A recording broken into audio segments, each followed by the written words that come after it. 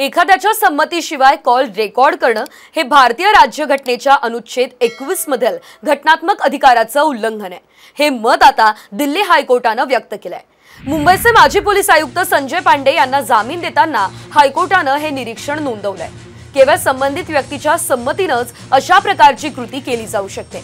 एखाद्या अधिकाऱ्यानं संमतीशिवाय एखाद्याचा फोन टॅप करणं किंवा रेकॉर्ड करणं हा भारतीय टेलिग्राफ कायद्यान्वये गुन्हा आहे, तर दंडनीय अपराध देखील असल्याचं कोर्टाचं म्हणणं आहे। याच वर्षी सप्टेंबरमध्ये कोलकाता हायकोर्टानं देखील फोन कॉलचं रेकॉर्डिंग आणि संबंधित व्यक्तीच्या संमतीशिवाय ते दुसऱ्या व्यक्तीला दिल्यानं गोपनीयतेच्या मूलभूत अधिकारांचं उल्लंघन होत असल्याचं म्हटलेलं होतं।